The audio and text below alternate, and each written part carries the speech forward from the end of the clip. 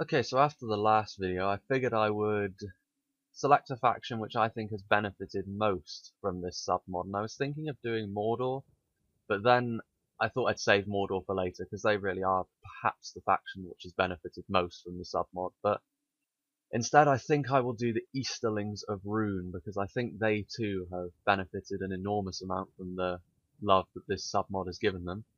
I didn't actually expect to draw the attention of one of the creators of this submod. I never really expected to draw the attention of anyone that actually did stuff, so that was nice. Anyway, I will set up a little scenario and then we'll have a look at RHUN. Okay, so casting my mind back to when I had a little look at RHUN in the vanilla mod, one of the things that I said really counted against them was that their unit variety was not particularly fantastic, and this was what really prevented them from joining the likes of Arnor, Gondor, and Dale as one of the real top-tier human factions. Fortunately though, this submod has changed this almost completely, because now they have a great deal of unit variety. They've retained pretty much all of the units that they had in the vanilla mod, and they have got quite a considerable number of additions which really pad out their army, particularly at the high end, it must be said. But anyway, we'll go through them one by one and have a look at each one. Now the clansmen are a returning unit, naturally. They're the lowest tier unit that RHUN have, at least the lowest tier standard infantry unit, and you'll really be using these guys only as cannon fodder if they're in your army at all. Their stats are, fairly decent for a militia unit. Their defense is pretty high, but they're not going to be doing a lot of damage. Also, their armor is not particularly great, so against something like sustained archer fire at least, they're going to drop pretty quickly. Nonetheless, as a very low tier unit, they will do the job in pretty much the same way as they did in vanilla. Moving on, we have the Logath Axemen. Now, they're pretty much the low tier axe unit, similar to the sort of thing we saw with the elves, only these guys are probably a little bit more useful than that because they are considerably cheaper. And, they have the bonus fighting cavalry, they're effective against armor, so they do have some utility here and there. The only problem is, of course, they are going to be pretty fragile when it comes to a sustained fight. They don't exactly have the heaviest armor, they don't really have any sort of defense against arrows and their defense score is not bad, but for shock infantry, the shock infantry defense has been raised considerably in this submod. So I would say that these guys have got a bit of redundancy about them, although they are exceptionally cheap. So if you found yourself in the situation where you've invested too heavily in the elite side and you need to pad out your army a bit, maybe these guys would be okay. You can also have, wow, an enormous amount before the cost increases. Do they? Wow, okay, that's interesting. The cost for them never increases. That's very interesting. I think that might be the only unit which I've seen that for. Okay, only 3 before the cost increases for the clansmen. That's interesting. Anyway, moving on to the higher tier infantry. From here on out, all of the runic infantry, at least for the most part, is what you would consider elite infantry. So starting off with the RHUN. They are a variant of the runic elite infantry, and all of the runic elite infantry cost 800 florins. All of the golden runic elite infantry costs 800 florins, and this means you can really pad your army with a pretty damn affordable and very effective front line, which I really, really like. And this is one of the things that I think makes RHUN one of the most dangerous factions in this submod if they're played correctly. The RHUN have got pretty decent stats. They have got 7, 21, and 4. They're a sword and shield unit. Well, they have got some sort of shield and weapon arrangement. There are 3 such units that RHUN have available, and the RHUN are kind of the happy middle ground of these units. They have got sort of the most balanced look to them. They've got them, they're kind of in the middle of the other 2. One of the other 2 is better on the attack, and one of the other 2 is better on the defense. So, a very good unit. Chances are you're going to be using them because, balanced stats is always nice. Another returning unit that RHUN have is the Loke Gamprim. Now these are the Pikes, of course, and these guys are really very, very good. They were one of the best Pike units in Vanilla Third Age, and that has certainly not changed. They're still not as good as the likes of the Guards of Osgiliath or the Fountain Guard of Gondor, but nonetheless, they will outperform a great deal of Pikes from a lot of the other factions, and Pikes are just as important as ever. They will do the job of Pikes really, really well. I would say that, there's not, when it comes to using Pikes, it really comes down to how good you are at using the pikes in general, because they will all perform pretty much in the same way. There's never really going to be a situation where you're going to be microing your pikes all that much. You're just going to have them in a line, in formation, holding the line. But the Gamp Rim just seem to perform better than most other pikes, in my opinion. Also, they look very nice with their golden armor, so there's always that.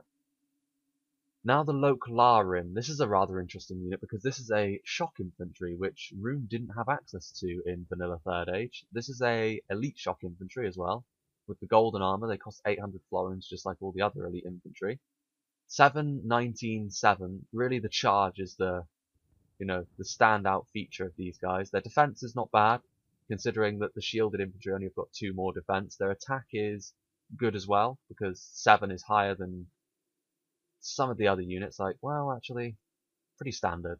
Usually the sword and shield infantry has actually got slightly less attack than a two-handed infantry, but in this case it's the same. But the charge bonus is what will make these guys, a viable option, particularly in a field battle. If you want to get some hammer and anvils on foot, wrap around with some units, these guys might be ideal for that. Now we have the Loc Sa Rim. These are the slightly more attack-minded variant of the sword and shield infantry because they have slightly more charge. I would suggest that perhaps these guys are the least useful of the sword and shield infantry, because if you're going to get a unit with good charge, you're going to want the La Rim. So really I would go for the slightly more defensible Hash Rim and Flag Rim if you were going to go for that. But nonetheless, these guys won't really perform terribly differently to those units. So yeah, a very, very good unit. Will give RHUN another option for affordable elite heavy infantry. We'll get back to the archers in a minute. We'll just go on to the Flag Rim for the moment.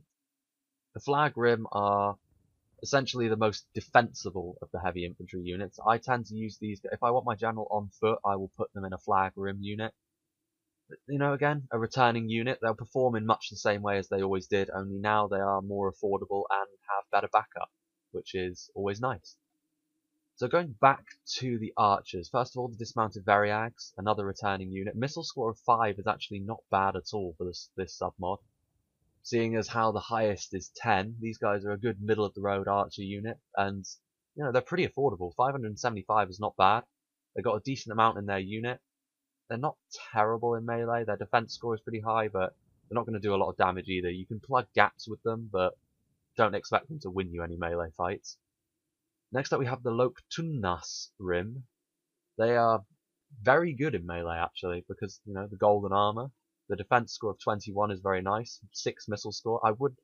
Because these guys' stats are so good, I don't really see the benefit of using the dismounted Variags, although you could say that there are more of these in the unit, so if you want to get more arrows downrange, it might be a worthwhile tactic. Pretty damn good unit. Again, they're a new addition to RHUN, so it gives them more of an archer contingent than before. And because RHUN overall are slightly more affordable, I would say, suddenly their archers become much more of a viable option. And I really like the runic archers in vanilla, so it's always nice to be able to use them now. I'll come back to the Thule Rim as well, because they're slightly different. The Loc Na Rim are essentially kind of like the Tundas Rim, except they are more focused on the missile damage they deliver. They've got more missile damage, but they're not quite as good in melee.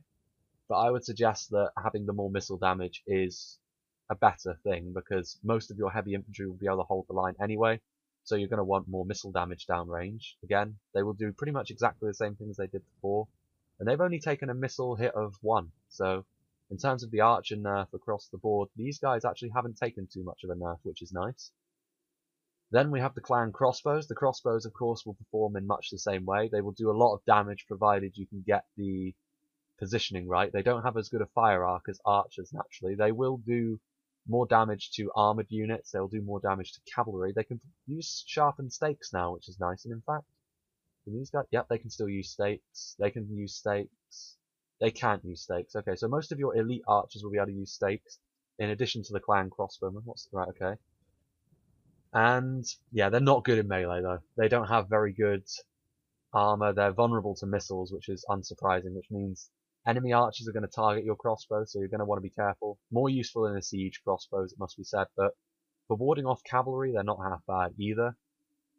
Clan Warriors, they're a returning unit as well. They'll perform in much the same way. They're basically the upgraded version of the Clansmen, just a little bit better in every way. Their defense is the same, but they will do more damage than the Clansmen, which is nice. But again, I'm not sure when you'll be using these guys as such, because the elite infantry is honestly not that much more expensive. But if you wanted to pad out your army a little bit, these guys wouldn't be a terrible option. But I would say the better option for that would be the Clan Guard, because their stats are much better and they're only 25 more. Another returning unit with their sort of two-ended halberd. They're a little bit better armoured, much better in terms of dealing damage, although I will say that they still suffer from the same problem that they did before, in the fact that they will not be quite as survivable as you want. But nonetheless, they will do the damage, they will perform pretty damn well for their price as well. So if you wanted to pad out your army, you can have 4 of these at the end. And if you're in a lower funds match, or if you're on the attack and you have to share your funds with an ally, it might be worth getting yourself quite a few of these to sort of make sure that you have the numbers advantage. Excuse me. And coming up next, we have another returning unit, the Balchoth Tribesmen. Again, I've said before that the Javelins are a very effective unit in this submod. These guys, no different. Missile score of 11. They're not terrible in melee either compared to some of the lower tier archers. Although I will say again that they will be very vulnerable to enemy archers because of their lower range, but they can be used to turn an infantry fight in your favour even more. I will say that unlike Dunland, RHUN have got the elite heavy infantry to really challenge some of the best factions. So if you add javelins to that, you're going to be doing a lot of damage. But I would argue that with RHUN, it's probably more worth your time to bring a very good archer contingent than it is to bring a very good javelin contingent in a field battle anyway. In a siege, javelins may very well be worth your time. Clan Hunters, these are essentially very low tier archers. You're very rarely going to be using them. Missile score of 4, very bad melee stats. Not really going to be used a great deal. Gathmarig Riders, these are a new one. Very interesting cost as well. 271 is rather strange. They're basically just very, very low tier cavalry though. They don't have very good charge, defense, or attack. Very cheap though, so if you wanted to basically have a very annoying cav force while spending all your money on your very elite infantry, I could see these guys being potentially kind of useful. The Balchoth Reavers are essentially a little bit better than them. They've got a much higher defense, which means they will last a little bit longer in melee. Again, 291 is a very odd amount of florins to spend on a unit, but nonetheless they will do exactly the same thing. Horse Guard, a returning unit, 800 florins. These guys are much more like it because they have a decent charge, and they have, not terrible stats in melee, but the charge is really the important thing, and 10 charge is not too bad at all. The Bodyguard, very good stats, but there are only 20 of them, and I would suggest that this is one of the General's Bodyguard units which still suffers from the Third Age problem of not having enough men in the unit. Moving on, however, to the Easterling Cavalry, we have a unit which the charge is not that much better than the Horse Guard, honestly, only 1, but the defense is significantly better, which means they're going to hold up much, much better under arrow fire, which of course can be a bit of a danger with more lightly armoured cavalry. This means that you're going to have a much more robust unit doing your charges for you. 1760, however, is quite a lot of florins, but it might be worth investing heavily in your cav, because the runic cav now is honestly a little bit better than it was, and a big part of that is these guys, and also the slightly better Inas Rim. They of course are a returning unit. They do have slightly less than the unit, but their stats are a little bit better. They have a better charge, better defense, slightly better attack as well. This cavalry unit can be very, very dangerous. I don't know exactly how the heavy cavalry ranks in this mod, but I'm guessing the Inas Rim is right up there with stats like this, because that is a very impressive group of stats indeed. Again, pretty expensive, but I think would be worth investing in them. You can have 4 before the price increases, and even then it's only by 1, so yeah, might be worth stocking up on these guys, because they do look very, very impressive indeed. Then we have the Brygath Scouts. Again, horse archers. They will do what they do. The missile score of 6 is not all that bad. If they get caught in melee, they're going to get slaughtered, however, because their armor is not very tough. This also means that against enemy missiles, like particularly crossbows, they're going to get absolutely mown down if they're not doing the shooting circle, and even then it can be a bit more of a problem. Slightly better horse archers are the returning Variag Raiders. Now, they may have a slightly lower missile damage, but I think their defense makes up for this, because the defense of these guys, while it's only a difference of 1, the Variag Raiders are just a better all-round cav unit, and I prefer to use them to the Frygrath Scouts. You know, you could save a bit of money by using the Scouts, but nonetheless, I think the Raiders just about ease the quality battle between these two, in my opinion. You know, it might be worth getting the higher missile score, but either way, these are two pretty good horse archer units. They can be beaten out in terms of quality by other horse archers in the game, but the fact that you have the option to field horse skirmishers is always nice. Of course, the ballista and the catapult, nothing special here. The Variag tribesmen, they're essentially a very low tier spear unit. Similar in many ways to the clansmen, only, you know, their stats are a bit worse. They can do reasonably well against cavalry, provided they aren't charged, because then, like most low tier militia, they will die off. Unfortunately, they cannot form Skiltrom either, which means they do have a bit of a disadvantage next to some of the other low tier spears. Variag archers as well, 1 missile damage. I mean, you're never really going to bring these guys. 1 missile damage is absolutely dreadful. So, you know, you could say that maybe there's enough of them that you could do some damage, but I don't know. I would suggest you shy away from these guys and get some of the better archers that RHUN have available, because RHUN have got some very good archers, but these are not one of them. And another returning unit, the Variag Lancers. They have a powerful charge, you know, decent defense. They're essentially, you know, a slightly more defensible, like a slightly better against archers version than the Horse Guard, although the Horse Guard will do a little bit better in sustained melee. So if your micro isn't quite up to standard, the Variag Lancers might not be the way to go, and you might want to get the Horse Guard instead. Nonetheless, 600 florins is pretty good value for money for these guys, so it may very well be worth it if you use them correctly. Now, there is one unit that I have missed out so far, and that would be the Lok Thul Rim. Now, if anyone has played Medieval 2, you will be familiar with the Greek fire throwers that the Byzantines have available to them. And the Thul Rim are essentially a reskinned version of that. Now, they are potentially devastating. They can potentially eliminate entire units in one volley. However, they cannot fire over your own men, and they don't have good range.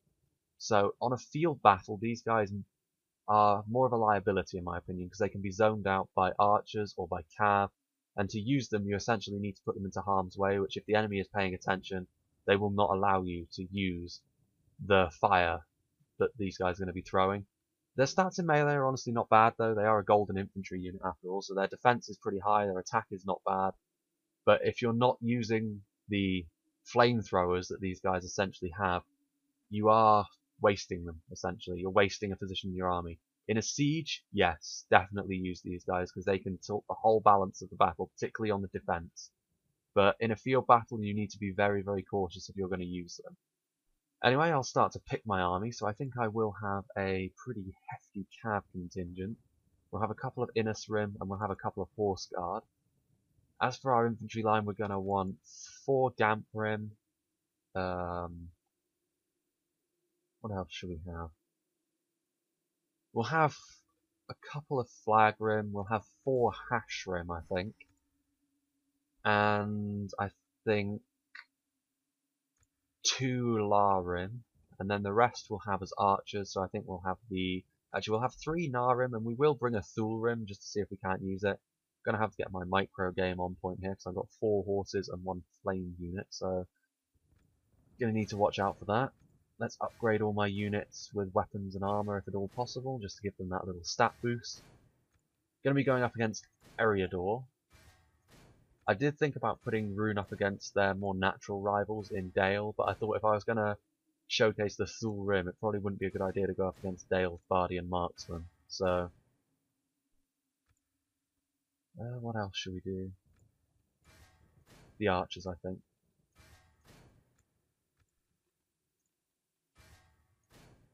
Can we do the Thul Rim as well? We'll get some... Actually, we can't upgrade the armor then. Okay. Here we go.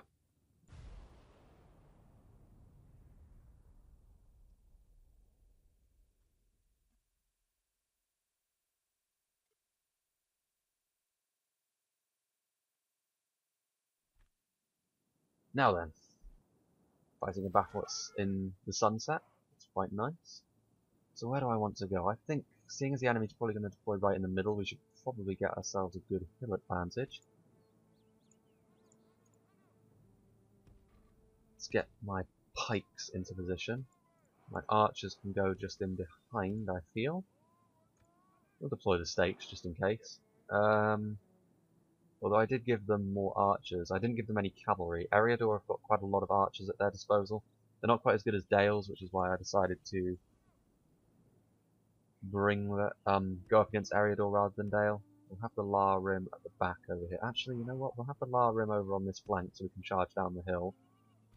The Flag Rim can be over on this flank, just in case they decide to come up here. The Hash Rim can be my reinforcement line back here. The Thul Rim I think we'll put over here, behind the La Rim. So hopefully I can get a nice shot downhill into them. And as for the horses, we'll have the Innis Rim ready to charge over this way. We'll charge over the opposite direction with the Horse Guard. Nothing else over there? Okay, start the battle. Pretty big Eriador army. We'll wait for them to engage. The Gamp Rim, of course, just as good as they always were. Probably my favourite runic unit all round still. Because the Thul Rim, while they can be potentially utterly devastating, there is the possibility that they may well just be a total waste of money. We've got the Hash Rim back here with their scimitars. And then the Flag Rim over here, more heavily armoured variant with maces. I like the little variations between the infantry units. Ultimately, they all wear sort of the same helms. But they have just little variations. Obviously, the Na Rim slightly lighter because they're archers. And then over here, we're firing already. Over here we have the sort of shortened halberds of the La Rim. The Thul Rim with their, what can only be described as flamethrowers. Hopefully we'll get some use out of them.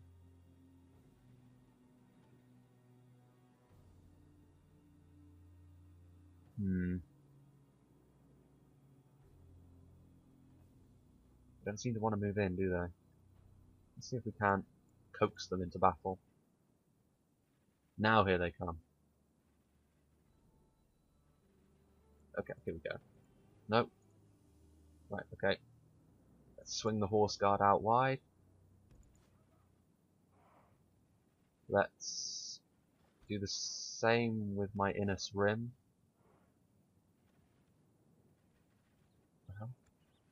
Okay. Right, so they are using flaming arrows on me. Not the best idea because the runic forces are pretty well armoured and you're not really going to break them because they're pretty well disciplined as well. Right, okay. I think the time has come to charge in with a unit of La Rim. Charge over here. Right, okay. Let's see if we can't get a nice volley off with the flaming troops.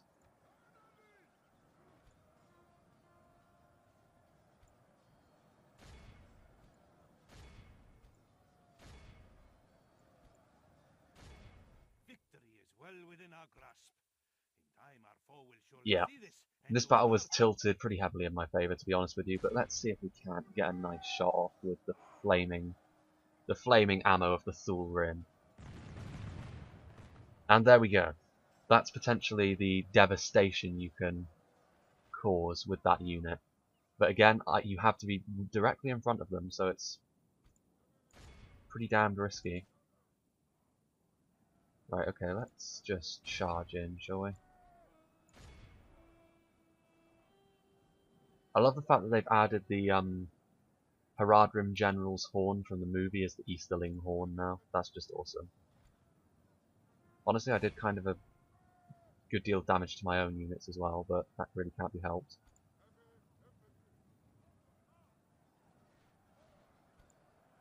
Horse Guard charged in. Get the Horse Guard out of sustained melee. Their units are breaking pretty significantly. Let's get into the Hunters.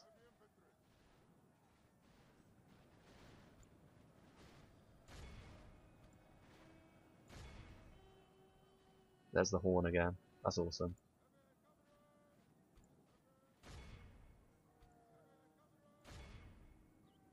But yeah, RHUN were a faction that certainly got a lot of love from the submod, and I don't know, they might even be my favourite faction now, honestly. I've had a look through all the factions, and I don't know, like, I mean, Gondor is still a pretty safe bet, though, honestly. But RHUN have been significantly improved. I would call RHUN one of the best factions in this submod, honestly. They're that good, in my opinion. These Greenway guards don't want to break. Ooh, these Horse Guard are taking a bit of a pounding. Let's get into the back of them with my general.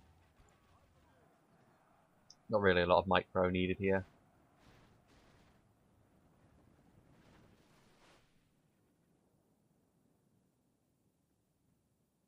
Excellent. My infantry performed as expected. Very elite. Much better than the standard infantry that Eriador get. Although Eriador have got a few new units which are pretty damn decent as well.